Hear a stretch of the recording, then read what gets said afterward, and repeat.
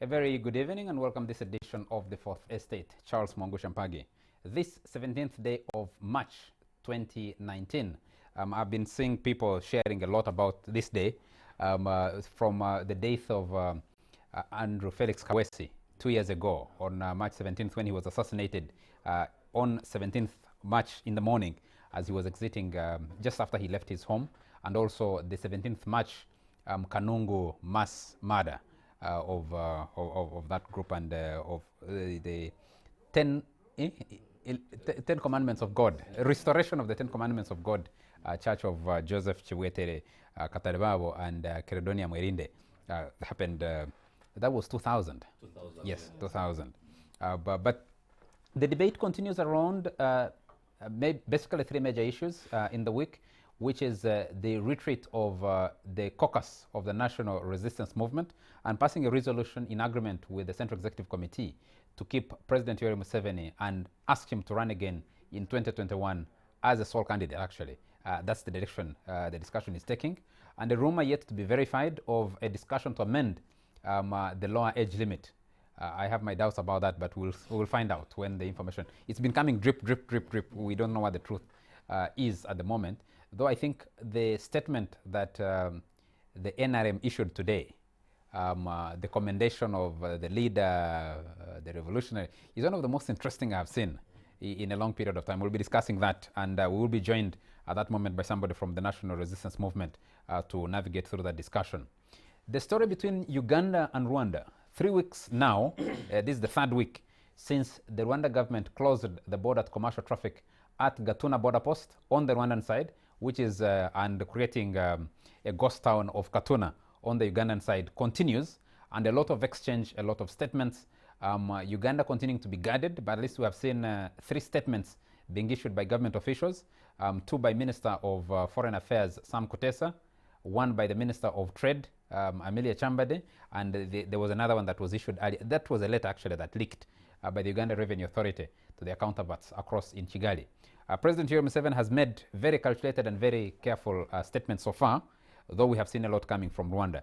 But some of the individuals that Rwanda has mentioned as being behind the activities of what they call a group bent on destabilizing Kigali have also been speaking out. So Tribert Rujugiro Ayabatwa, a businessman with business interests in Uganda and particularly in Arua town, previously in Rwanda, those were frozen in 2013, and in Burundi, has been speaking. We had spoken to him earlier, but we'll be joined by someone who was a special assistant to President Paul Kagame, David Himbara. He'll be joining us via telephone link up from wherever he is.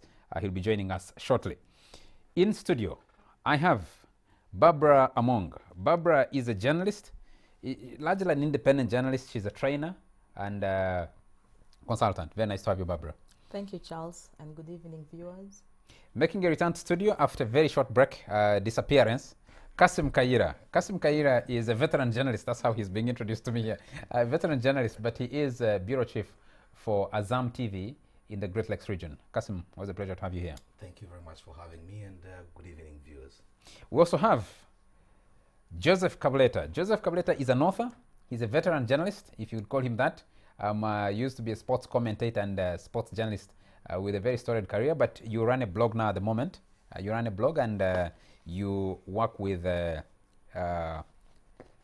with the Watchman Ministries. The Watchman Ministries. Yeah. Yes. Thank you very much. Joseph, very nice to have you. You're welcome. Do we have David already online? Okay. This story of Rwanda and Uganda, 3 weeks into the border closure. Now let's start with Barbara. Because we did discuss this matter here. The initial reason was that works on the one-stop border point necessitated the closure of the border. The discussion, 14 days later, today actually is since Thursday last week. It's since this Thursday. Now you're talking about 17 days later. 17 days. No one is talking about the primary reason for closure of the border. Does that surprise you? I think the primary reason is actually coming out, bits bits by bits. We're actually getting to the real reason now. From the roadworks on the side of the Rwanda. Then we went to Rwanda, raising a number of complaints, and then Uganda giving response. So I think we are actually now getting to the real issue. We are soon. I'm actually very sure that soon either Uganda or Rwanda will actually say what the real reason is, and it's what we all want to say, but again don't want to say, because we know that the real issues between the two principals, that's President Paul Kagame and President Yoweri Museveni, and we know that they are the only two people who can actually sort out this what's happening. They can explain it. They can sort out what's happening. So I think we need to wait for them. Okay. It's developing. It's developing, and eventually we'll get to the reason. Kasim, this is the third week of this. I don't know if it's a standoff. I don't know if it's a stalemate. I don't know how to describe what's going on. It's a confused state of affairs. Yeah. But I think by now we definitely know what the reasons are. The only thing that we don't know is why now. Because some of these issues have been going on. Why do we get a spark off coming in with the border closure, which is called a road reconstruction, diversion of traffic? Not actually a road reconstruction. It's a construction of a one border stop point. Stop post. There's even the other side of the border, actually the road, which needed to be protected. That was the reason that was given by Rwanda's customs, the Rwanda Revenue Authority. The road now cannot, they cannot allow heavy vehicles to sort of use the road while construction is still going on, which will be going on until the 17th of May, as per plan. But then other reasons now start coming up. So for me, I think probably the reason has been why now? Because the reasons are clear. There were issues about the arrests, according to Rwanda, accusing Uganda of the illegal arrest, detention, torture, and even deportation of Rwandan citizens. That was denied by Uganda. But then within those 14 days, 17 days, as you say now, we get court appearances. One court appearance of Moses Ishimwe, which happened in the Nakawa court, which luckily I was able to be in court and got to speak to the defendant himself, who was granted bail because he was arrested on the 22nd of December and only appeared in court last week. He had been held incommunicado, and the reasons given, of course, it's a case that is active, and therefore we can say little in terms of the circumstances. But the fact that he had been held for more than the 48 hours and then only appearing last week, which is 69 days since he was arrested. So with this one particular case, you almost came to justify an allegation that was an allegation that now becomes part truth, because Uganda had vehemently denied, including from the Minister of Justice, General Kahinda Otafire, saying that there were no Rwandans who were being held here. With this one case, I think it now opened a Pandora's box, just in terms of, especially looking at his particular health when he appeared in court. So that is one side of the story. But there's the other side of the story, which is Uganda has, the way Rwanda has played this, Rwanda has gone, the PR style, upbeat, press conferences, the Twitterata, the Twittersphere just went mad in terms of what was being displayed, and therefore you saw a Rwanda that was seriously in pain. Uganda was on the back foot in terms of that, because Uganda's approach was not that, and that to me, despite anything that anyone would say, was really for the good, because had Uganda started opening up another Twittersphere war of its own, I think would have had a more confused situation. And therefore, Uganda's reaction, as slow as it has been, is commendable, because it has managed to hold this a difficult situation in control. The two principals, President Kagame, and then surprise, surprise, we've got two retreats that are happening at the same time. Rwanda has Umwiherero, which is where we actually had a lot of detail coming from President Kagame. The statements that have been quoted were coming from the retreats, videos, the Umwiherero. And then from Chankwanzi, President Museveni, now the retreat of the NRM parliamentary caucus, which is quite strong in terms of determining what happens, especially in relations when it comes to the legality of these particular aspects. So these two retreats, I think, have come up with very interesting ways in which they are dealing with this particular problem. So, in brief, Charles, it's not like we don't know what's wrong. For me, it's more, why now? Why now? That's where my worry. Joseph, the approaches, the thing he touches, the approaches, in this era and age of social media, very carefully crafted statements.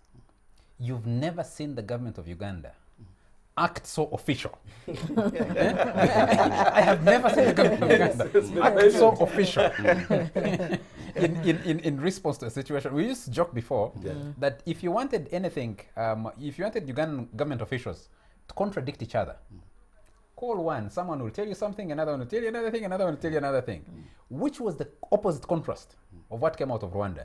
Because as journalists, if you call Rwanda, you call one government official there, the Minister of Information, for example, they tell you, okay, give me 30 minutes. Call me back in 30 minutes. Trust me, in those 30 minutes, you call 5 other people. They'll give you the same answer, but after 30 minutes, they'll open up and they'll give you exactly the same answer. Now, it's been the government of Uganda that's been very laid back. If you read the statements of, I think the one from Uganda Revenue Authority came out a little too quickly, but the subsequent ones, Amelia Chamberlain's statement, strictly to her business. Kutesa's first statement, 3 issues, very carefully thought through and just on point. His second statement, stronger than the first statement. Do you think this helps matters, like Kasim says, or does this surprise you? And President Museveni has been at 3 events. 2 of them, he completely avoided one. And even now, he's been very careful about his response. No, the thing is this, Uganda's response has, quite frankly, been condescending. Because the first time Kagame gave an interview to the East African, the response came from Ofono Opondo. Now, you do not have a scenario where a president speaks something and is actually trying to reach out, saying, you know, maybe Uganda has been misled and maybe what we should be talking. And then the response comes from, you know, from the Ugandan Media Center. So it's only now that, you know, ambassadors have been talking amongst each other, foreign ministers have been talking amongst each other.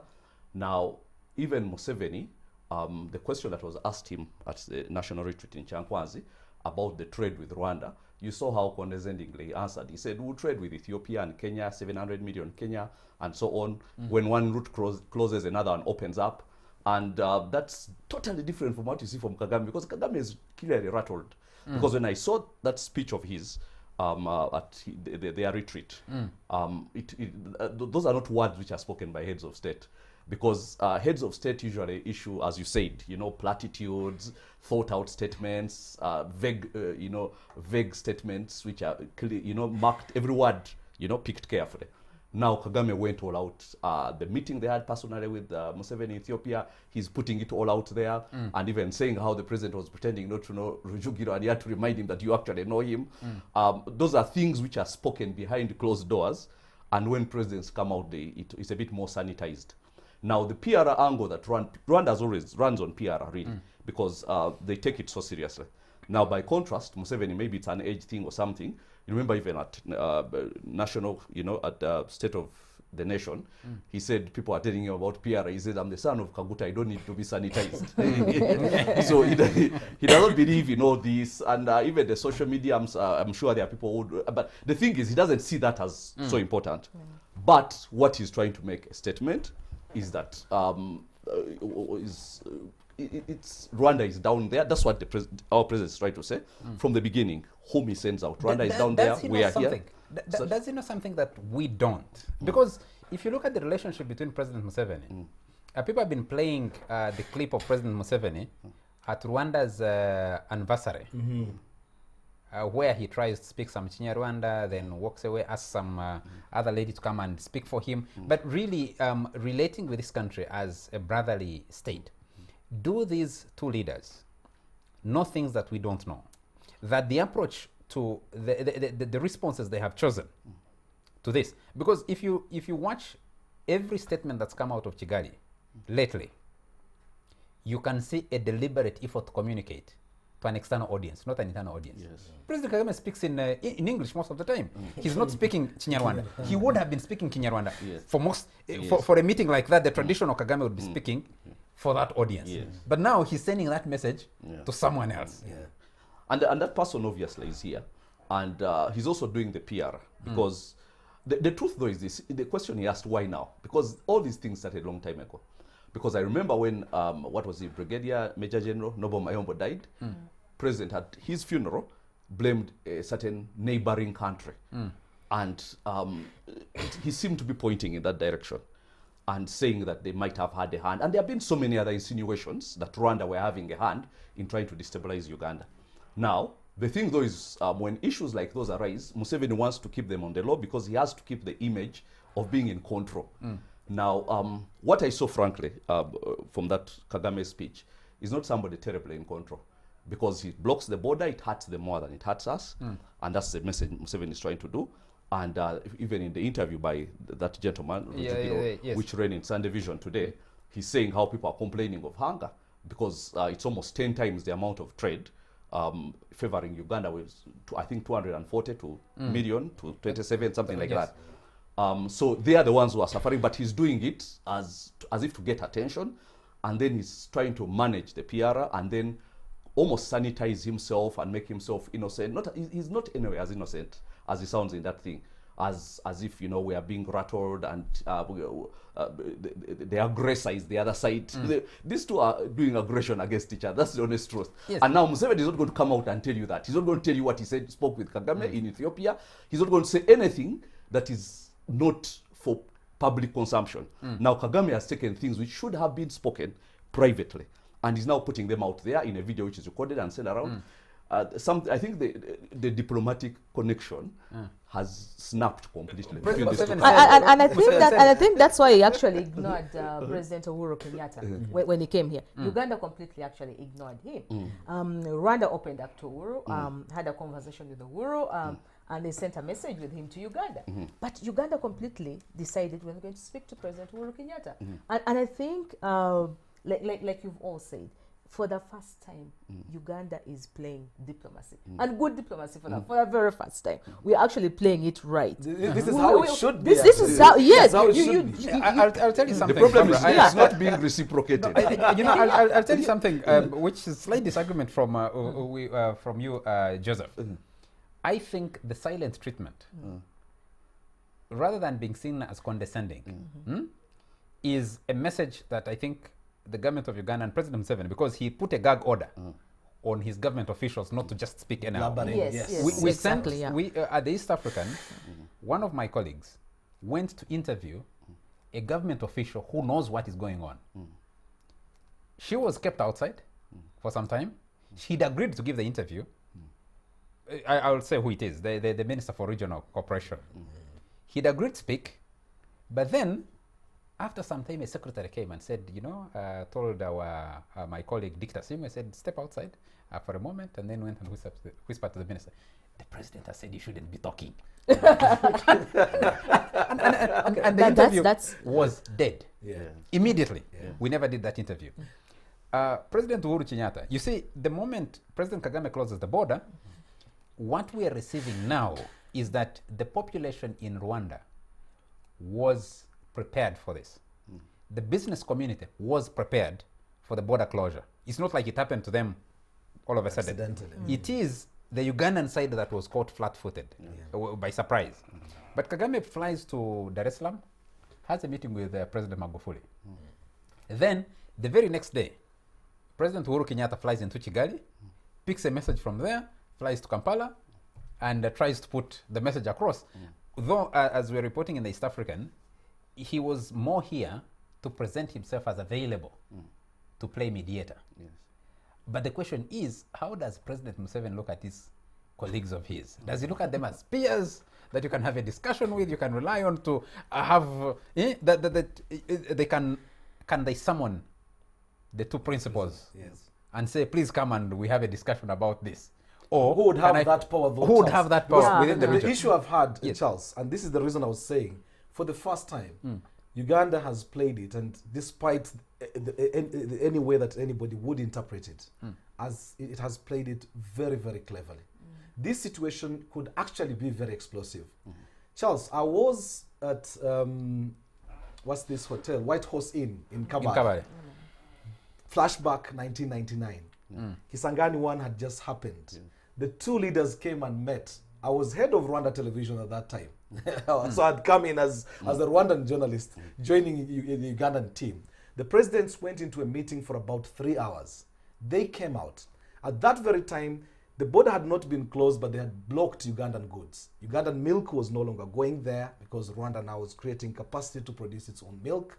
Ugandan matoke was not being allowed in. I spoke to the Minister of Agriculture at that time, Dr. Ephraim Kabaija, on the Rwandan side, and asked a very straight question. I think it was Victoria Sechtoreko who was the minister this side. Yes, for agriculture. So, so when I put the question, and I put the question very bluntly, does Rwanda have the capacity to sustain the blockade that has just come in? There's a way that the two leaders looked. And the question was never really directly answered. But 1999, 2019, we are back here. So when I say that there are certain things, would you answer that question now? there are lots of known unknowns. And that for me was quite telling. 1999 to 2019. Yes. Does Rwanda have the capacity to sustain a blockade like is happening? Well, we are journalists, Especially we do ask the questions, so I would still throw it to the officials, like I did then, and then probably see what sort of answer that I get. But what is important for me is that while we have had the accusations from the Rwandan side, sometimes valid. I mean, because if you're saying people have been, arrested or whatever, Uganda has not brought its side, and that's why I'm saying this has been carefully crafted. Because what would happen now? We've had incidents now in Nachivari, the refugee camp. We've had disappearances, we've had kidnaps, we've had deaths of people from there. The allegation from ISO, CMI, has been that Rwandan state agents have been crossing and coming and getting people and killing them, or rather kidnapping them. If Uganda had come up and gone very public with these kinds of allegations, the story now would be everybody trying to be on the defensive. And that's why I'm saying, for the things that we have not had, they have helped to keep the situation at least in control. Because you'll hear the Rwandan side, which has been made very loudly. If Uganda started making its case, you would have a case. You would have a situation. Two, when the two leaders met, and this is one thing that was actually, President Kagame has pointed it out, but in April last year, when President Kagame came, again, the situation was not that good. We were at State House in Entebbe. They went again for a closed meeting. Again, I got a chance to ask a question, which again was deliberately avoided. But here is the situation, because Rwanda had submitted a case at that time saying they are recruiting, RNC is recruiting people here in Uganda, taking them to Burundi via Tanzania, a group that was arrested, of 40 young men who were arrested, who are coming from Uganda, who had been issued Ugandan passports. You could see like there was a trail. President Museveni says to President Kagame, I'm going to look into these allegations and we will get back to you.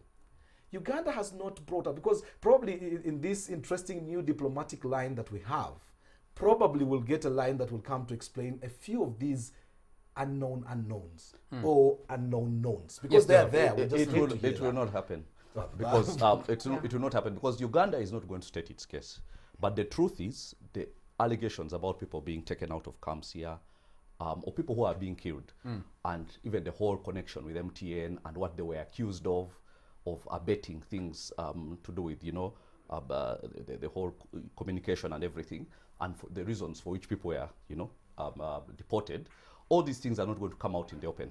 But the reality is, there is, as he says, speech from, intelligence people, that the police had been infiltrated. I think we know that, okay? Yeah. And things were being done, and there was a clandestine move to come and kind of disorganize the security in Uganda.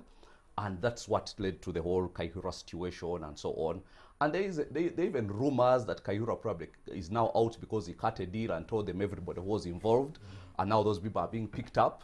Now Kagame says in his speech hundreds, okay, by his estimation. He said hundreds.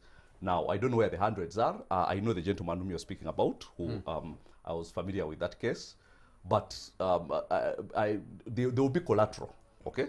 But amidst the collateral, they actually are people who were here and were trying to clandestinely, perhaps even, cause regime change. Now, I think that's what is causing a lot of anger, that Uhuru Kenyatta is ignored. I don't want to talk to that person because how can he even think about doing this? How can it get to this point? Now, of course, they will say it's because also he's trying to do the same the other side. And this has been going on for all these years, for more than about 20 years. So the thing is, I think this time, Rwanda was closer than it has ever been. That's why you're going to get silence from Uganda, because if they actually told us how close, maybe they would look vulnerable, which nobody wants to do, at least not, you know, our president. So there will be silence, but then there are things which are happening other scenes, and there are people whom we know. How do you respond to those very, very pointed statements the president has made, President Museveni has made? Actually, both presidents. President Kagame said, going down on your knees is a choice. You can threaten me, you can do everything else to me, but to put me down on my knees, that's a choice, and I will not make that choice. Then President Museveni says, if we mobilize ourselves, you can threaten us. We cannot be defeated. These are very, very carefully thought through statements.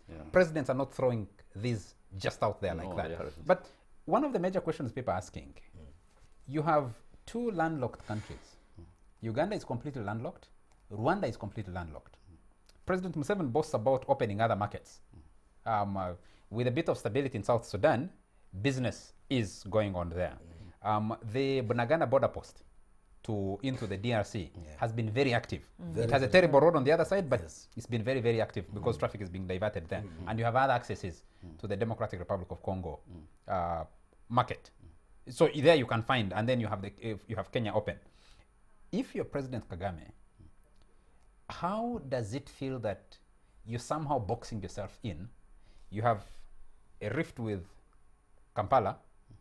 You have no connection in, President Kagame talks about Burundi and how many Rwandans are going to Burundi free and coming back.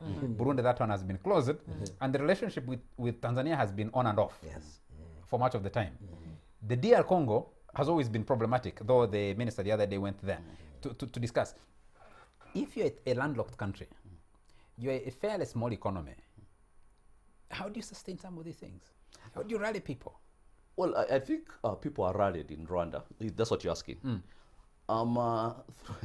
It's through coercion. Honestly, everybody knows you're not going to stand in Rwanda and say some of the things that you perhaps get away with in Uganda. Not perhaps, you definitely get away with in Uganda. So somehow people will be rallied. And that was also alluded to in that man who is at the heart of all this, Rujugiro, his interview, saying how... We should have had Rujugiro on coming online, but we've had a difficulty in connection, and also David Himbara. We're trying, I think the studio is trying to reach David Himbara. He should have been on speaking to us, and as soon as we have him, he'll join us in the... So saying that it's alluded to... He could answer some of these questions. Because you could see there was a deliberate effort on his part to more or less belittle Kagame. You know, if I sponsored rebels against him, he would be down in 6 months. That's what he told the Sunday Vision. He told me a month. Now, at least he amended it to 6 months, which is more respectful to what's happening in Kigali. Then he goes ahead to say that the people of that country, as far as he knows, are not happy, and they will come up with a solution themselves without his help. And these are very pointed statements from somebody who knows. And he was even asked, you know, whether he would go and reconcile with Kagame, and he said he has no business. So it was really a put-off, and he doesn't care what happens there. Now, on the other hand, this side, one of the prerequisites, as far as we are told, for there to be any talk between the two heads of state is that that man is removed from Uganda, closes down his businesses here, which he estimates at $100 million. That's quite a sum for businesses, especially in places like Arua. And would Museveni tell him, close down your businesses here for the sake of us having a relationship in Rwanda? Or is it easier for Museveni to tell Rwanda, you'll be fine, we are going to continue doing our business? After all, you're not the only one aggrieved. We are aggrieved too. And we have to get that. Just because Rwanda is good at PR, it doesn't mean that Uganda is aggrieved too. I'm afraid, you see, Barbara, Uganda has been the theater. And so it's... Actually, we are suffering more than even Rwanda talk about it. But I don't think Rwanda can actually sustain a war if the war was to break out. And we know that for foodstuffs, even education, they all depend on Uganda. We know that for even communication, if you talk about MTN, Rwanda's server, the data was being hosted in Uganda. So if we are hosting Rwanda's data in Uganda, how much can they survive? How long can they actually survive if a war breaks out? I think they resolved that. They punished MTN for that. Yes, for exactly. that But so if Rwanda that's has punished happened, MTN, and Uganda for that, has also yes. gone after MTN because of that. And then key also at Chankwan, sorry to interrupt you, Museveni met the heads of Airtel and MTN. Yes. And what was at the heart of it? Security in their networks, which he felt had been breached yes. In favor of Rwanda. That's why all those people were deported. So yes, now and now they've promised actually. Barbara, hold your thoughts. So I'm afraid let's take a commercial break, then we'll pick up this discussion in a moment. We'll be right back.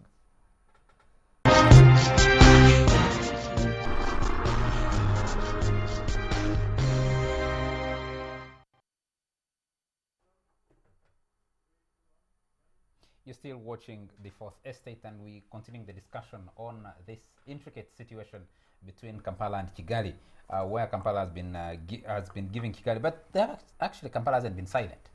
I mean, you have official statements coming out explaining different things. Minister Sam Kutesa accused Rwanda of imposing a trade embargo on Uganda, which was, I think, one of the strongest statements to come out of here. But was discussing symptoms and not the cause. Yeah, you see, we are only responding to what Rwanda has done. Actually, we're not even responding to what Rwanda is saying, but we're responding to the action, the closure of the borders. Nothing else. We're not responding to anything else. And so when Rwanda says that we are hosting the Rwanda National Congress, we are hosting Nyamwasa and his boys, we're not responding to that. We're not actually talking about the real issues that Rwanda is actually talking about. We are not. And I think also partly because Uganda knows that Rwanda, you see, Nyamwasa was even a government official in Uganda in the 1980s because it was the district commissioner of Kitgum for a very long time. And so when they went back, people saw and like, hey, our district commissioner is fighting in Rwanda. People were shocked.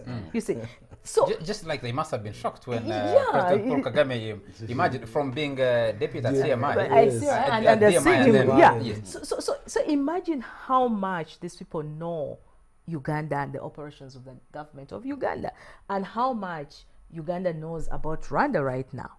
I don't think we know much about Rwanda right now, how it operates and what's happening.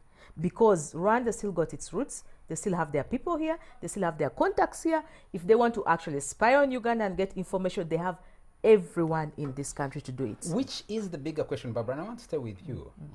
Given the very, very close connections between Uganda and Rwanda, almost every Ugandan, especially Ugandans Central South, has a relative or somebody they know very closely who is Munyarwanda. That person might maintain connections with Kigali because that's home base, but actually they're Ugandan. How, in what mind gets a person to think that you can put these two countries apart and say, one of our colleagues, there are many Ugandans actually, who are coming, someone I know has married a Rwandan woman when he was working in Kigali. They have children. He was returning home because his job ended in Kigali. He's decided to come back home. He's a guy from eastern Uganda. He arrives at the border and they say, you're Ugandan, go. These children, they're your children, yes. They're Ugandan, they can go. Their mother goes back. Is our person. Wow. We'll not let them go through. If relations are that close, you've had Rwandans living in this country, creating relationships, intermarriages, creating homes and friends since 1959, at least officially, since about 1959. Yeah. That's more than 50 years of a close relationship.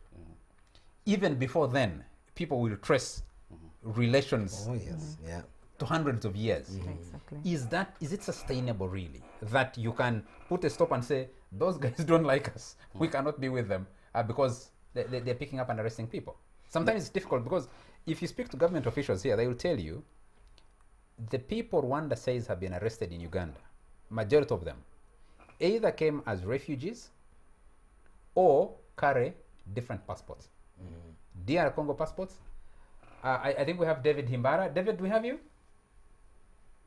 Hello, David? David Himbara, do we have you?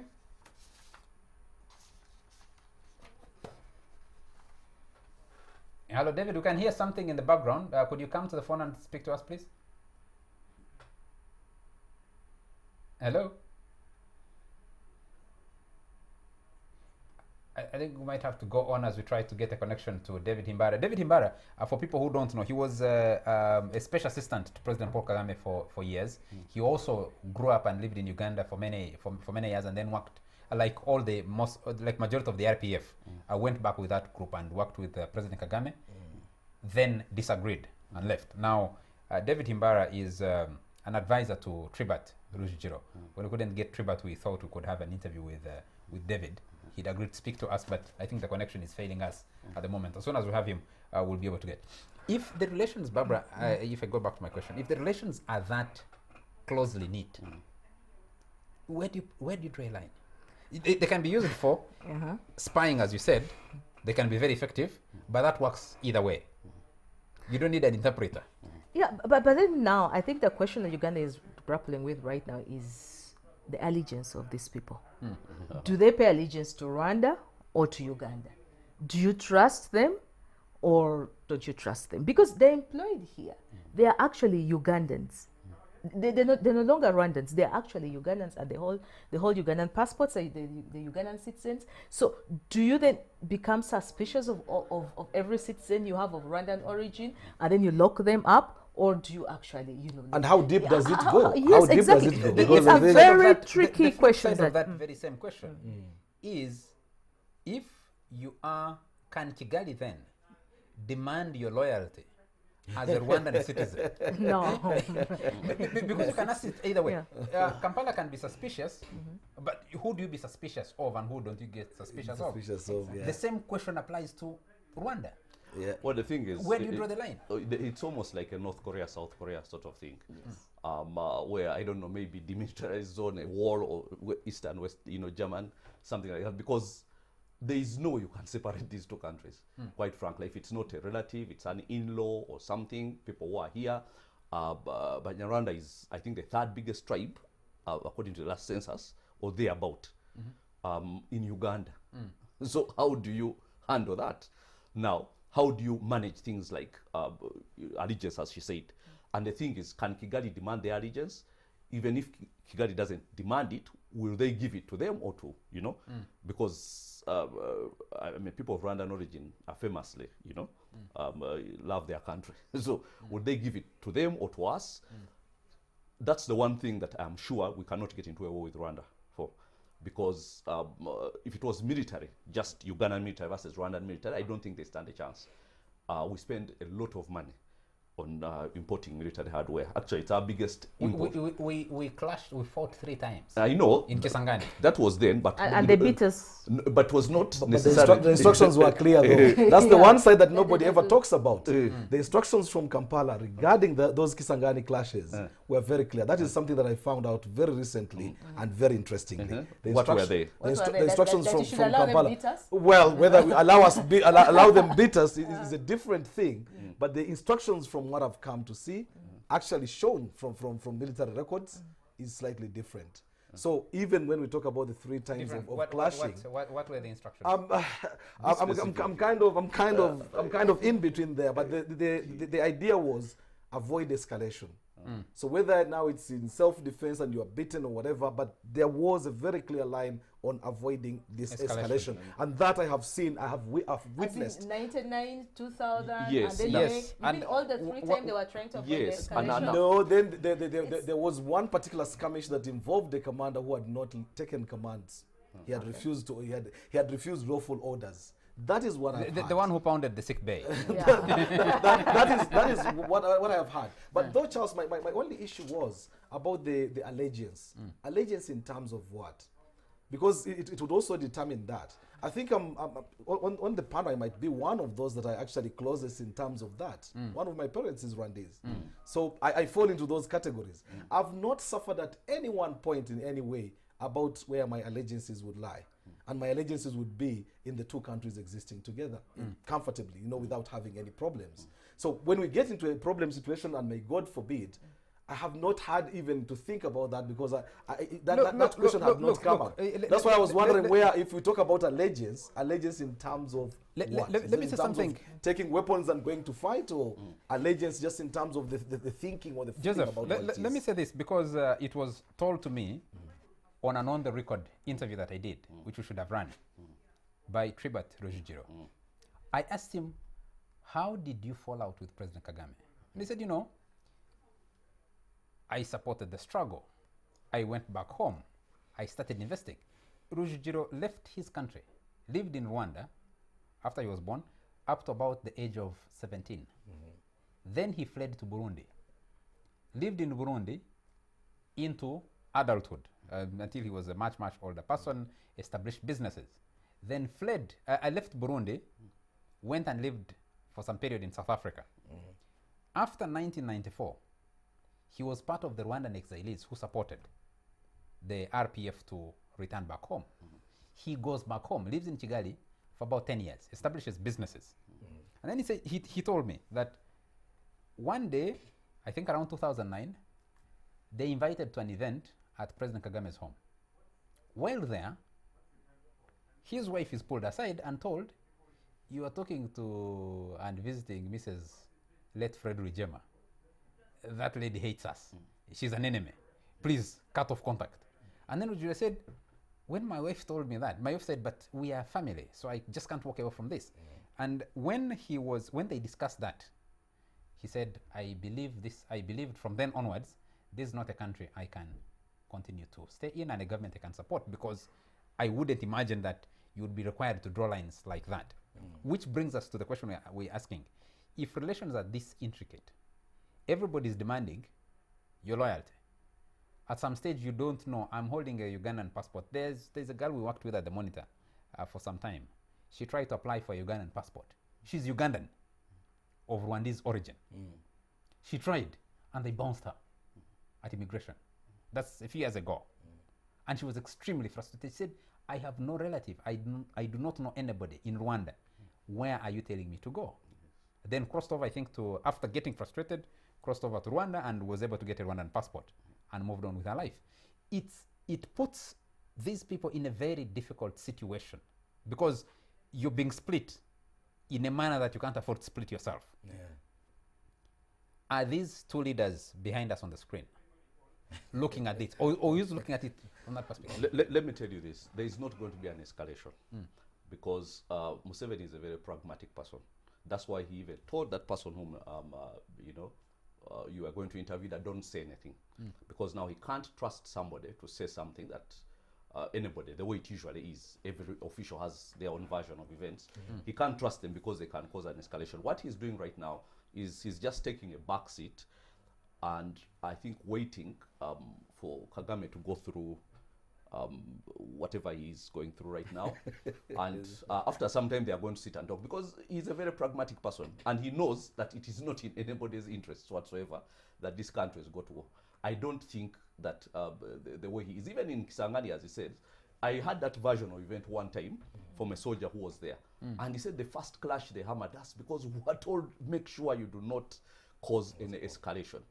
And they were exercising a lot of restraint, but the other side was not. So there's all this thing, and yet even the second time there was still the same order, please do not make sure this does not go. So the pragmatism of the person that is Museveni means that he's behaving this way as just a run-up to eventually them agreeing. I know that for sure. There's not going to be an escalation. But then that begs the question, why is it that Uganda is always very careful with Rwanda? It's because of the relationship. The relationship that exists. Yes. But that just also the dilemma, Barbara, here is this one very difficult situation. For Uganda now to be asked, and actually there's a Kinyarwanda word they use for that, which is munyangire. Because I've hated someone, then you have to hate them if you are to remain my friend. And sometimes it does not necessarily work like that. So what has happened is that it's people who went back to Rwanda, assisted by Uganda to go back to Rwanda. They get to Rwanda and then they get their disagreements. through those disagreements, people run away, and then some remain in Rwanda. And now Rwanda is asking sorry, Uganda now to forget those I got interrupted because I think we got a connection now. Hello, David. David. Hello. Hello, David. Yes, I can hear you. Yes, sir. We've been struggling to get to you. I'm happy that we finally got a connection with you. Thank you much. Thank you. David, I have in studio with me here Joseph Kabuleta. I have Kasim Kaira and Barbara Among. All of them are very senior journalists. And we're discussing this Uganda-Rwanda situation. You are Rwandan, Yeah. you're now living in exile, but you served with the government of Rwanda for some time and lived in Uganda. What is your reading of the situation as it is? And you are also speaking for other Rwandans in your situation. I think that basically the main problem we have in Rwanda is that you have one man, President Paul Kagame, that determines everything, sometimes without fully understanding the consequences. So unlike you in Uganda, where you have this parliament that summons government, engages government on behalf of people, we don't have that. The Rwandan parliament, basically you have people who are not elected by constituencies. They come from political parties. So case in point is this border closure. Only somebody who is insane would close an international border through which a country's exports and imports transit. It's just not normal. If this was debated, had this been debated, no matter what the issues are, it would not have gone this far, leading us now to a situation where the people who made this decision don't even seem to know what to do next. I think they expected that Uganda would kind of kneel and beg for opening the borders, but since that didn't happen, they don't know what to do. David, so if you ask me what the problem is, basically is that we have essentially a government that is totally unaccounted. You worked with this government very closely, and this president you're talking about now. When did you realize? When did you realize that that government was unaccountable? That it was dictatorial? I actually worked for President Kagame twice, from 2000 to 2002, and then things did not work out. Basically, he would not take advice. So I left, and then he invited me back. I worked again for him from 2006 to 2010. 2010 is when things really got very violent. People disappearing, people ending up dead. Some attempted assassinations outside Rwanda. I said, no, this wasn't for me. So that's when I left for South Africa. And when Patrice Karegeya, who died at the end of that year in 2013, I decided that South Africa was not safe either, so I came back. I went to Canada. Okay. When I had lived before going back to Africa. How does it feel for you, David? And I informed our viewers that we should have had Mr. Tribert Rujugiro, somebody I think you know very well and have worked closely with. How does it feel for you that you participated in the struggle to return and end your years in exile, but you ended up back in exile? Actually, okay. Contact from someone someone asked me to ask that question to you deliberately, specifically, and say you fought to end your years in exile, but you ended up back in exile. How does that feel? Okay, no, thank you so much for that question. Let me make it clear. I personally did not claim that I participated in a struggle because I grew up in Canada. But people like Tribert, Rujurai Abatwa, these are people who raised resources to support the struggle. And their main purpose was that they had been refugees for 30 years, and most often where they were refugees, they were never given any rights. So when RPF came about, they thought that this was an opportunity to end statelessness. So they contributed all they could. And that's how, we all went back to Rwanda after 1994, hoping that now we have a government that is accountable to all, that would unify Rwandans of all persuasions, all ethnic groups, and so on. But the regime now there is basically replaying the same, no, even worse than the one that was there before. Because you see, business people, one of the business people who thrived during Habyarimana, they are not able to thrive now. Those who went back, a guy like Tribert was the leading businessman there. Built a $20 million mall, was in housing, in PE, and he was even advising. He was a member of a presidential advisory council. Tribert also had helped Paul Kagame's family, when Obote, through the Rwandan refugees out of Uganda. So now, then President Kagame turns around, hijacked the mall. But by the way, I must say that Tribert is not unique. We've heard of people like Asinapor Rwigara. Most of these Rwandan businessmen have faced a similar situation. The difference with Tribert is that he has businesses all over, so he can leave. And he can go to Uganda, South Africa, Angola, Nigeria, South Sudan, who knows? He has options. But his colleagues don't have options.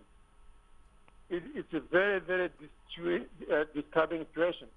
The reason being that RPF itself is in business.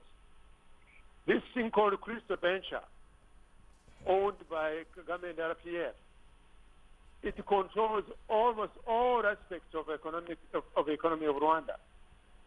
So it's a country full of contradictions, full of total confusion. But I think now, if you ask me, I guess to answer the question of the person who posed the question, how do people who supported this bill now? Oh, they're depressed. They're very, very depressed. A lot of them have left again. Some of them have died mysteriously. Others are just lying quietly there in poverty. So it's a hope. Most people think that the situation is now worse than it was under Habyarimana. Two quick questions for you. One is the Rwandan government accuses some of you, and particularly has accused Tribert of funding the activities of RNC. Is that true? Let me put it this way. Kagame has been hunting Tribert since 2009. 2009, there was no RNC. There was none. RNC came much later. The fleeing of Rwanda by Tribert and others began earlier. So that's just a myth. This is the typical Kagame looking for a scapegoat. The RNC are all these people who were high up in the system. They were his lieutenants. They were the military people. Just one last question for you, David. You know as well as I do that both Kampala and Kigali are watching this show and closely monitoring this interview we're doing with you. So I am offering, if you speak to President Paul Kagame, what would you say to him? And if you're saying to speak to President Yoweri Museveni, who I believe is also monitoring this show and watching it, what would you say to them as a way to end this current standoff? Oh, thank you so much for that question. Let me say, what would I tell Kagame? Mr. President Paul Kagame, General Paul Kagame, stop this. I remind you of what President Kikwete told you in 2013. He told you to stop fighting and talk to all these groups that are all over the place. Stop fighting. Talk. Most of all, do not ever dare close an international border. Mr. Kagame, you just broke all the rules. International rules, East African Treaty. East African Treaty calls you, demands that you allow free movement of capital and people. You do not close a border, and do not confuse by saying that you did not close the border, that it was Gatuna being fixed and so on. No, that is not true. So, what's your message to him? Now, my message now to President Yoweri Museveni. Mr. President, you've been very patient. You raised all of us, not you, Uganda raised all of us, and was with us refugees who were able to return. Without your support, this could never have happened. Now, but however, enough is enough. Mr. President, Uganda is a sovereign nation. It cannot be dictated by anyone. That do this, do that, close this business, close that business. Mr. President, we ask you to treat Tribat like any other business. If he's abiding by laws of the country, judge him according to that. Do not force him or anybody to close business because some regime in the neighborhood says so. Moreover, a regime that shot itself in the foot by kicking out this same very man who is worth and creates employment and opportunities for development. Thank you, sir. Thank you very much, Mr. David Himbara, for joining us on the Fourth Estate. Thank you so much. Thank you. With that, we will take a quick commercial break. When we come back, we'll be returning domestic and talking about the NRM caucus retreat in Chankwanzi. We'll be right back.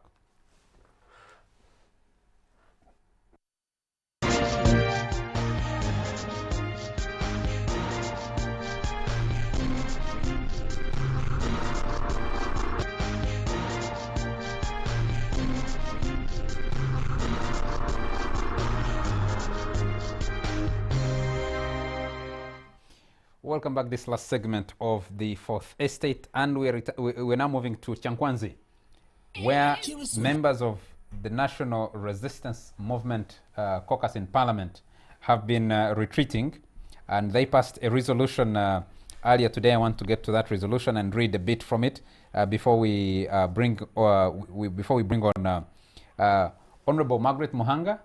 She's a member of Parliament for Borasha County in Kabarole District, and she is the spokesperson of the NRM caucus. Honorable Muhanga, very nice to have you on the Fourth Estate. Thank you, and good evening. Good evening. I know you're one of our most added viewers, so I'd like to take the opportunity to thank you for being an added viewer of the Fourth Estate. I really love watching Fourth Estate. You know, I was a journalist for 9 years. Yes. So if I don't watch the Fourth Estate, then I would be doing myself injustice.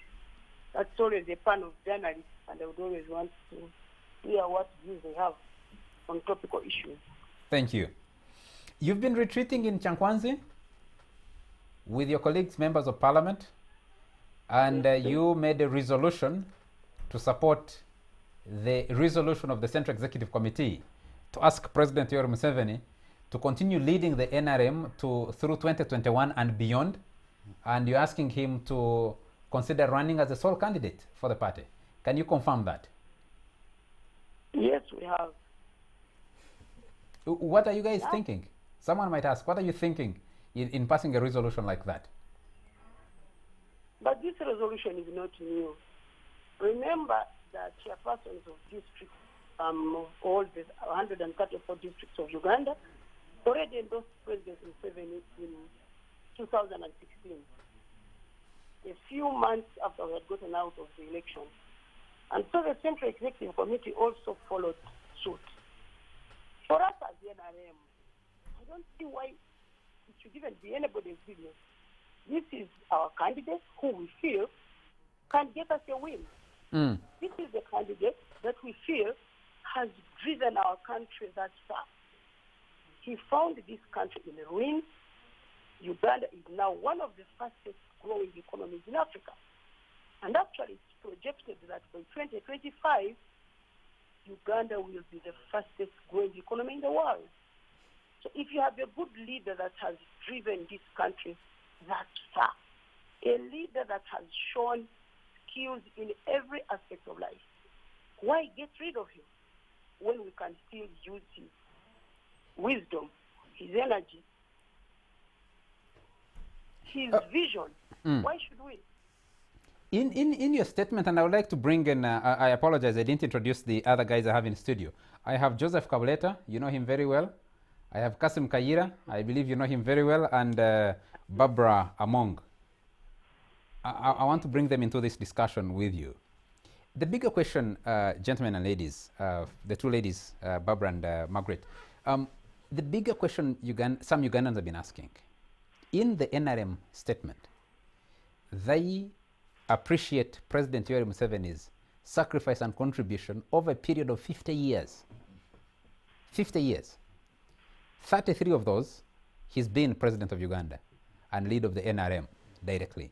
The other years, he spent them in the struggle. The other 17 years, he spent them in the struggle. And the question is, what statement is the NRM making as a party that 50 years down the road, you can't find someone else to pick the baton from President Yoweri Museveni and run the race to the finish line, to wherever that finish line might be? It could be transforming Uganda into a modern economy. That can't you allow President Museveni to play another role and allow him to retire and play with his grandchildren? You're hanging onto him. What statement are they making? Barbara, let me start with you. And you can put the question back to Margaret. You should start with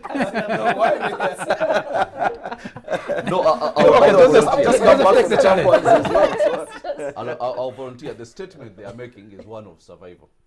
Because that's what this politics of this country has become. They know whether they disagree with him or not, whether they tell him he's not going to be, they want somebody else or not, he is going to be the one.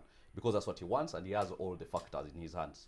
So what they are doing is, agreeing with him, so much with their stomachs, perhaps more than their hearts, for the purpose of survival. That's what it is. That's what politics in Uganda has become. Survival, survival, survival. So that's what they are doing. So they are just learning how to move in the lane. That's so even us trying to intellectualize this debate as if there is any debate or anything like that is a waste of time, quite frankly, because even the people who are criticizing them, so many of them, given the chance, would go there and do the exact same thing for the same result, to live a good life and take children to school and so on. That's what it has become about. So, Charles, the interesting thing is I've just come from Chankwanzi. Ended up spending a night there accidentally because we were supposed to come back. The president, I think, had an engagement. Was too late to be able to address the members of parliament, and therefore he slept in Chankwanzi, and therefore he couldn't leave before he made his speech. So we had a night in Chankwanzi, and that was really significant because quite often it's these off-the-record discussions that you have with people that really make the story. For me, the idea was more, not so much what is in it for the president, but what's in it for the MPs. While they are going to deliver this, because remember, SEC, the Central Executive Committee, had already declared the sole candidacy. The MPs were only in Chamkwanzi now to come to endorse what had already been decided by the higher organ. The point then was, what is in it for them? We had discussions with several MPs already worried about the amendment to Article 102B, about the likelihood, the huge likelihood of them losing the 2021 vote in terms of their own constituencies. Worried about what happens to them off the back of that. We've had situations where we've had MPs who have lost seats and you find them actually looking like rascals in town, I'm sorry, for lack of a better word. So many of the MPs, or several of the MPs who were there, were sort of to say, Mr. President, we're here to deliver you this, but what are you giving us in return? So it was so much more about what's in it for them. And one of the things they as a guarantee. And one of the things they asked for is that those who have served well are delivered away from the vagaries of an NRM primary. So they automatically get the NRM seat in the 2021, and now that means if they are the NRM MP and the president has to make sure he has the majority in parliament again, then that means the burden of re-election turns away from them to him. To him, because Yeah, so I- they I- have I- to I- be I think- funded, I- they have yeah. to be- There's something fundamental that Joseph raised. They could negotiate what is in it for them, but they are negotiating from a weaker position. Would they avoid it? If Yoweri Museveni wants it, would they avoid it? Do they have an option? Well, they don't have. They don't have. There's absolutely no option for NRM MPs, even the district chairpersons who are going to come after them, and even the national conference that they're going to have after that. They all don't have options because it's a politics of patronage. Like Joseph and Kasim have said, it's about what's in it for them. And but I think that there are two issues here. One, I think NRM as a political party, they still have the communist ideology of monopoly, where it's monopoly of the leaders, but then also monopoly of the party. Everything within the party, nothing outside the party. If there's anything outside the party, they're going to oppose it. That's why they come up and beat the opponents. That's why they say there's no freedom of us. I mean, they so much believe in the public management, public order management act. Because they believe, there are communists who believe it's NRM and nothing outside the NRM. And also, you remember that during that's why they first came up with the movement's political system. And they are not yet, they're still within the beyond that. Yeah, they're not yet looking but beyond that. Charles, sorry to interrupt just a little bit, because you are Barbara says that they are coming to this from a weak point of view. You raised it and Barbara seems to agree. I don't think entirely that they are coming from a weak point of view. Remember, if this amendment that is being mooted is going to happen, there will have to be a vote in parliament. One of the concerns actually that I've found with the RPF party, with the NRM party, is the fact that many people subscribe to a party, yet it is almost now the party subscribing to these people in this particular instance. It's people giving money to the party to run. In the case of NRM, you find that it's people going to the party to suck the party of money. When we come to a point where now they have to vote. But that's what I'm saying. Because with many parties. Honorable Mahanga, if you're still online with us, do we have you? Yes, I am. Yes. Well, I don't know if the people go to the party to get money from them. People suck money from the go party basically because they know there's something to eat. Contribute money to the party, and I wonder how the NRM actually works. I'd like you to respond to the some of the discussion you've had in the studio, but also confirm one other thing. There has been talk about you, as the NRM caucus in Parliament, and as members of Parliament broadly, plotting to change the voting system for the president. Can you shed some light on that? Okay, let me first start by answering some of these questions that were raised. Can I summon in studio to raise up your volume a little bit, please? Joseph is really Thank you. in a very narrow perspective of what is happening in Chankwanzi, especially on this issue of members of parliament living off handouts from the president. Seriously speaking, President Museveni is voted by millions of Ugandans each time he contests. They all live off his handouts. It's a very narrow path that he's taking us to. There are so many Ugandans that vote for Museveni and they've never seen it. But because we have seen his good deeds, how he has transformed the country, what is happening in the countryside, and that's how they come to vote for him. So you can't say NRM MPs are being selfish. If we were selfish, NRM wouldn't even have the majority in parliament, would all be thrown out. But year after year, election after another, the NRM still comes out strong and better. Because even in most places in Uganda, it's NRM competing against itself. And so you can't say it's because people are selfish. Who is pushing the selfish agenda? Even if I were Margaret Mohanga who wanted to get something small from the president, I wouldn't put the other lot behind me into trouble. I mean, if they didn't want, they would say, please get out of here. Because you went to fulfill your own personal interest. It's because the people, what I read, still love Museveni. They've seen the vision. We all have seen it. Even those who argue otherwise know it. That the country has really made a lot of strides. It's now better. It's opened opportunities for everyone to thrive, unless somebody doesn't want to do anything. By and large, we cannot take that narrow path. We can only say that not all MPs. I have seen somebody tweeting that somebody, same Uganda, said half of the NRM MPs are below average. I don't know what it means. I don't know what there is in the opposition. Because I know many people in the opposition who can do nothing. They are there, and no one talks about it. But because they are insignificant others, we sometimes have to keep quiet. Because you can't keep throwing stones when you are living in a glass house. We keep quiet just because we want to make peace in Uganda. Now, the other issue you raised is the one of the Westminster system. That the majority members of parliament, the majority party that brings the highest number of members of parliament chooses their presidential candidate. No, it doesn't work like that. By the time you go for the polls, you already know this is the presidential candidate we shall have, the president of that party. Remember, even here in Uganda, that's the system we're using. It just changed to universal suffrage with Museveni. And I don't think a lot of members of parliament had that idea, that electioneering is taking too much money. People start electioneering immediately we are elected. I mean, it doesn't make a lot of sense. And also the resources that go, the time that the president put in this election becomes too much, too stressful. 6 months into electioneering, remember, it takes about 1.5 years from our primaries into nominating the presidential candidate, going towards the elections. No one is doing anything. Every day, everybody is thinking about where to go next for a campaign rally.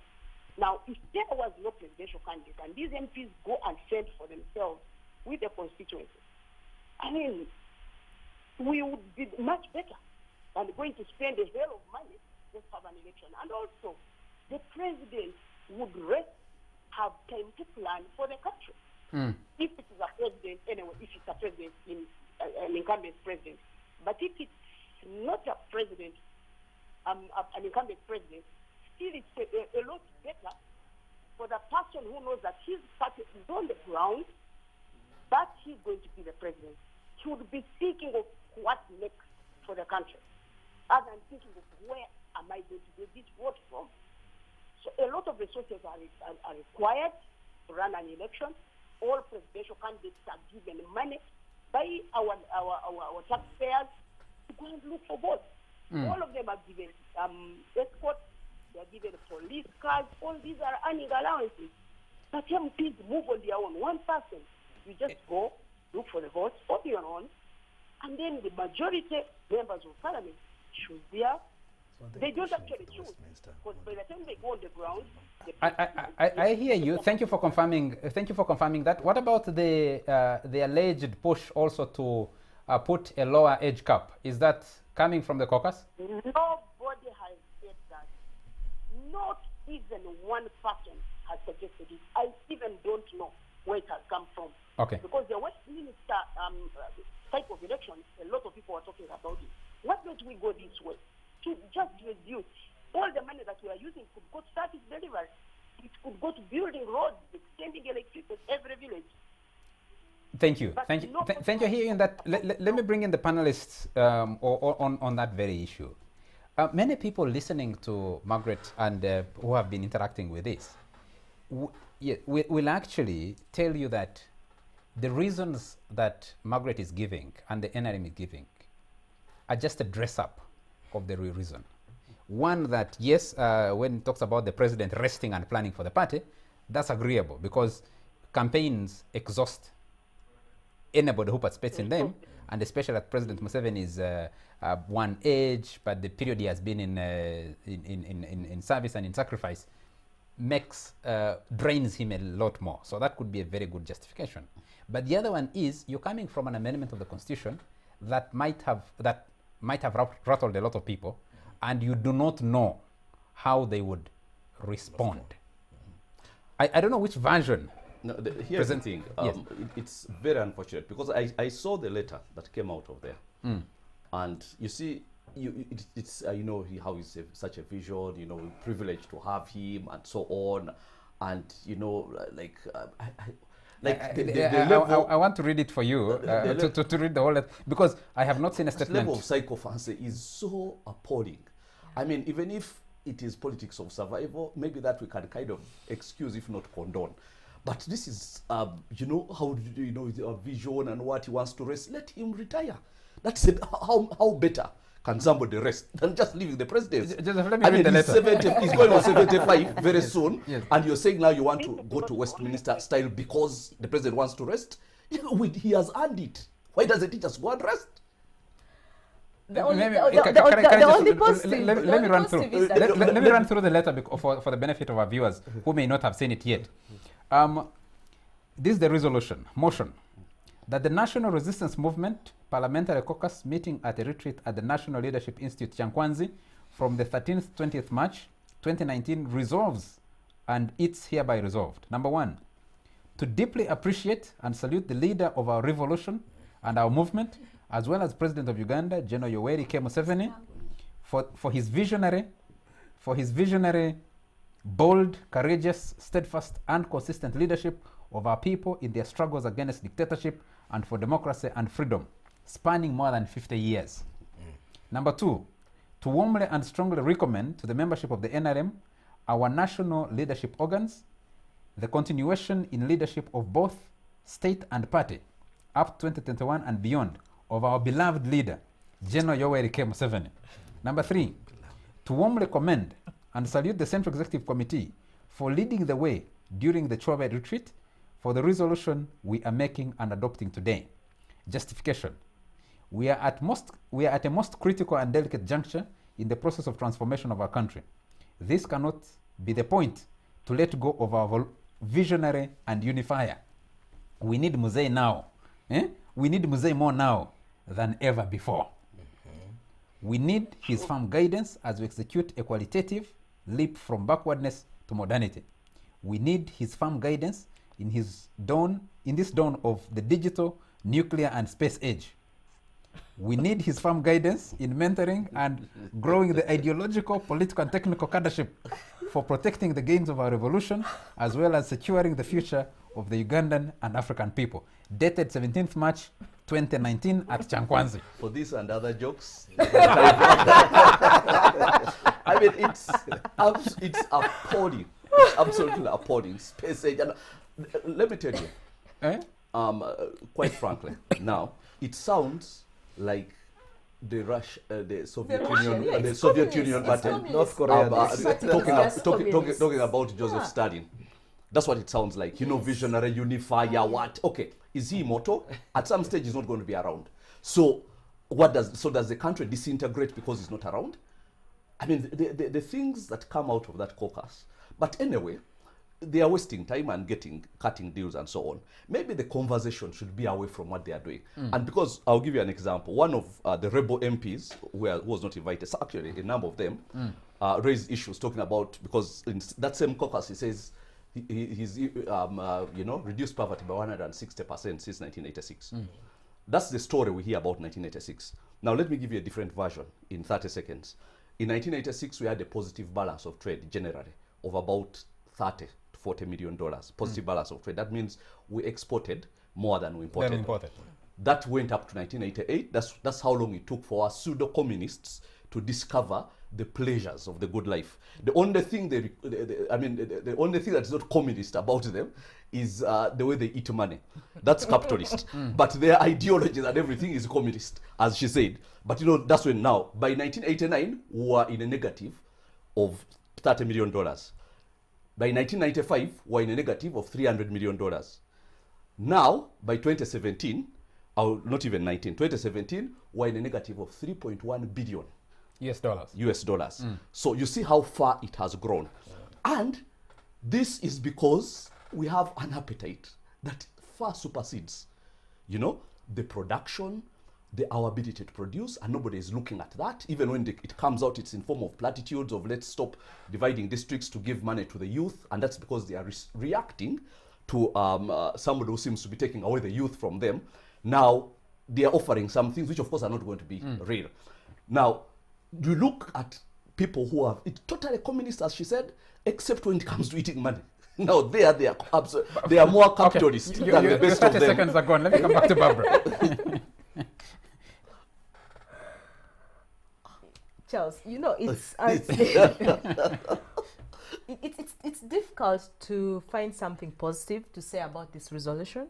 It's extremely difficult right now to say to find something positive.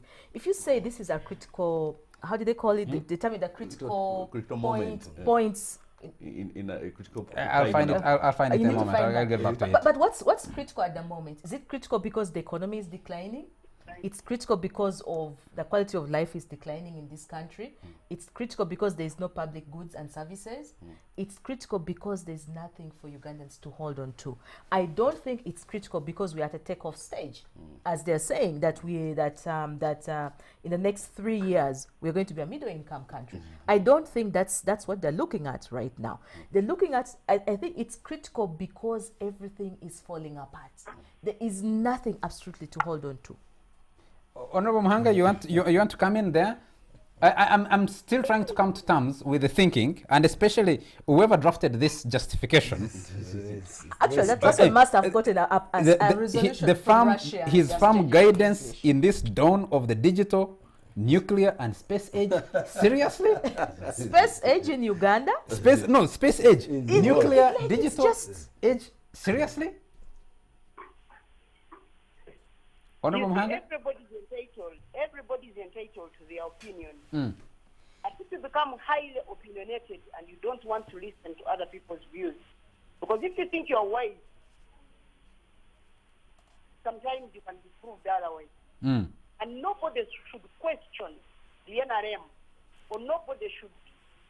We have no apology for us for bringing back President Museveni as our presidential candidate. Let everybody who has a better candidate bring him, and then we shall see what 2021 decides. Ugandans will be given an opportunity to decide. And most likely, they will decide on President Museveni. And I can tell you, 2021 is just close to our nose. We hear you on that, but I think when Honorable Muhanga, I think where we'd have to disagree is to say we, as the NRM, you draw your votes from all of us. And I don't think that you would tell who votes for which organization. But as leaders of the party, you have a responsibility to answer some of these questions and involve the people who vote for you or who you rely on in the discussions you're having in a retreat in Chankwanzi. If you reduce this to only the 300 plus members of parliament retreating in Chankwanzi, I don't know what you're saying to the rest of the millions that you said vote for President Yoweri Museveni. Charles, yes. Our discussion, our conversation does not end with the national member, the NRM parliamentary caucus. We have got net with over 800 delegates who will come and also make a decision. We shall have the national delegates conference who will make the final decision. These are more than 10,000 Ugandans and Ugandan leaders chosen by the NRM right from the village to the sub-county. These are the people who are going to make the final decision on who shall be their presidential candidate. And in the event that they choose President Museveni, we really have no apology. This is a person who has led the country very well, who is trusted, who is tested, and who is going to lead us forward. And so, nobody should say the NRM agreed. Now, the 10,000 members of the National Delegate Conference, is everybody going to live on Museveni for heaven's sake? People come from the villages here in Muvare, they don't even get to meet him. So they come and endorse the same things that we have endorsed. So if anybody feels bad about it, we have a choice. All Ugandans, all the 17 million Ugandan voters, will be given a chance to choose a person. And so if they don't want him, they will show us that we are greedy. They didn't want him. But yeah, what you're raising for us has been raised by other revolutionaries, if you want to put it that way. The leadership of the Green Party in Libya argued exactly the same, and their leader ended up in humiliation. If you look at the example of Algeria at the moment, it's because you people who have the means and the ability to save President Yoweri Museveni from what we have seen of Abdelaziz Bouteflika are urging him on, and what the members here are arguing is because you have selfish interests in his staying on in power, and you're not able to stand up and save him and the country together with him and say, you have served that for 50 years, now you can, you have groomed some other people within the party, and the party has capacity to survive beyond you. That doesn't come out of the retreat in Chankwanzi. That the party, the NRM can survive beyond President Yoweri Museveni, doesn't seem to come out. Yes? Hello? Hello? Yes. You are pushing a personal opinion, and you will not impose it on anybody, Charles. That is your personal opinion. I have a different opinion. Sure. We all have different opinions. You can't say because the other leader ended like this and this one will end like this. Dynamics are different. Countries are different. The politics there was different. And so, if for us we give everybody an opportunity to speak, now if you're saying we are selfish and everyone wants something like Museveni, really, do you think a chairperson LC3 of Bubusoro, where you come from in my constituency, has access to the president or has access to the power and the privileges that you're talking about, that people with the privileges, with everything, are the one pushing for this agenda? Actually, the contrary. It is the people on the grassroots that love Museveni more than it. I can tell you that. In some villages here, in my constituency, you just can't go and tell any other person. And that's why I tell you people who keep thinking the Bobby Wine is really in this equation, you will get a shock of your life. Who knows you? Once you leave Kampala, who knows you and who cares? Nobody. Think about the person in sort of down there. And then you start saying that there is a person called so and so. I mean, they have actually a different perspective of him, those who get to know him. Thank you. And small trading centers. Thank you. It's not even in this equation at all. It's not even an issue that NRM will discuss here in Chankwanzi at all. Thank you very much, the Honorable Margaret Mohanga. The Honorable Margaret Mohanga, declaration of interest. She's my member of parliament.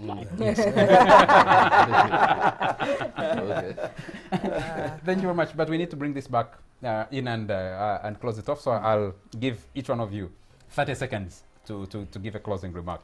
Well, since the closing remark has got to be about this NRM thing, I'll tell you this. The theme, official theme for the thing was, for their retreat, was modernization, industrialization, for job creation, and shared prosperity.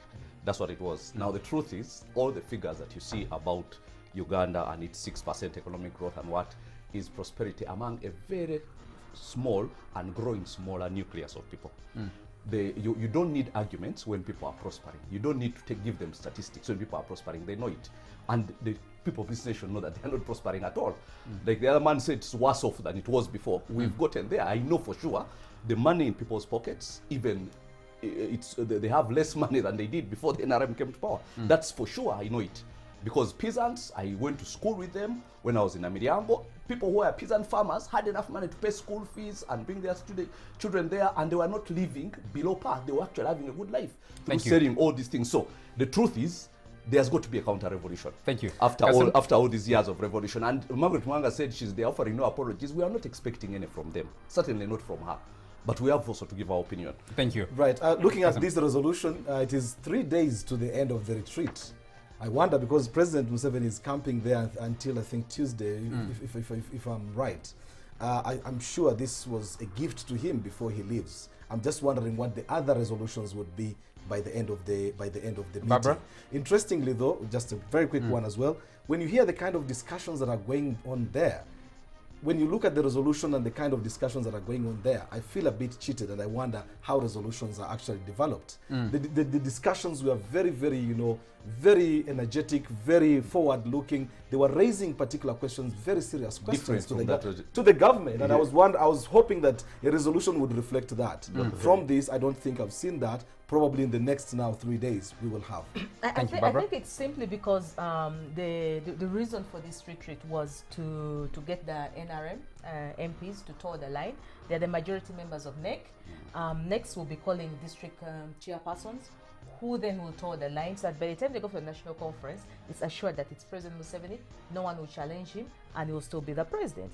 But the other thing also is that it's very sad that you had all these very brilliant presentation from people outside the party, but there's absolutely no discussion about the future of this country. No one is planning the future of this country. No one is thinking for this country. All that they're thinking about is the next election. Because the man has the vision. Exactly. So why discuss it? Well, President Museveni, our time is out, because I'll tell you, the presentations will go well, but the discussion, the mind of the members of parliament are not on the fundamental issues you're talking about. It's about politics. We think politics so much, we think less about other things. So we can't scrutinize them as effective as we need. Maybe just to end on a lighter note, the president yesterday talked about, in his opening remarks, he talked about Bobby Wine. He hadn't commented about him. But the president advised Bobby Wine to continue in music and told him to go to Susanna Club.